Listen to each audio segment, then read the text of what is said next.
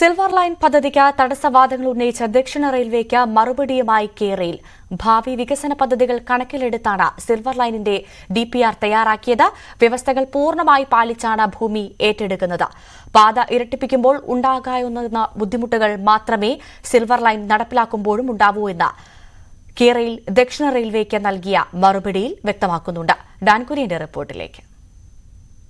Railway ബോർഡിന്റെ നിർദ്ദേശം അനുസരിച്ച് പാലക്കാട്, തിരുവനന്തപുരം റെയിൽവേ ഡിവിഷണൽ മാനേജർമാർ കേരയിൽ അധികാരികളുമായി നടത്തിയ ചർച്ചയിലാണ് ഇതുമായി ബന്ധപ്പെട്ട് ഉയർന്ന സിൽവർ ലൈൻ പദ്ധതി നടപ്പിലാക്കുന്നതുമായി ബന്ധപ്പെട്ട് ദക്ഷിണ റെയിൽവേ മുൻപോട്ട് വെച്ച ആശങ്കകൾക്ക് കൃത്യമായ മറുപടി കേരയിൽ നൽകിയിരിക്കുന്നത്. ഇതിൽ പ്രധാനമായി എടുത്തു പറഞ്ഞിരിക്കുന്ന കാര്യം റെയിൽവേയുടെ ഭാവി വികസന പദ്ധതികൾ മുൻപിൽ കണ്ടുകൊണ്ട് തന്നെയാണ്, അതുമായി ബന്ധപ്പെട്ട പ്രവർത്തനങ്ങളെക്കുറിച്ച് വിശദമായി പരിഗണിച്ചുകൊണ്ട് തന്നെയാണ് ഇതിന്റെ ഡീറ്റെയിൽഡ് പ്രൊജക്ട് റിപ്പോർട്ട് തയ്യാറാക്കിയിരിക്കുന്നതെന്നാണ്.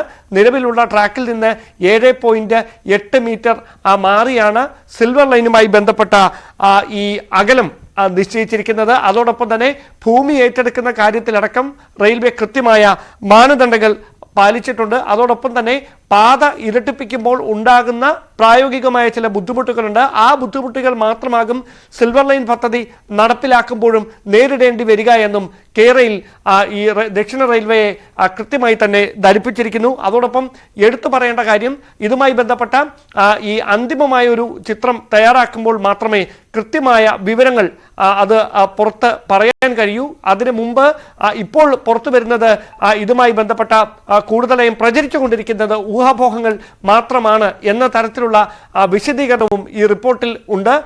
അതിനിടയിലാണ് കേന്ദ്രമന്ത്രി വി മുരളീധരൻ കേന്ദ്ര റെയിൽവേ മന്ത്രാലയത്തിന് ഈ പദ്ധതിയുമായി മുമ്പോട്ട് പോകാൻ, സിൽവർ ലൈൻ പദ്ധതിയുമായി മുമ്പോട്ട് പോകാൻ താല്പര്യമില്ല എന്ന കാര്യവും ഇപ്പോൾ വ്യക്തമാക്കിയിരിക്കുന്നത്.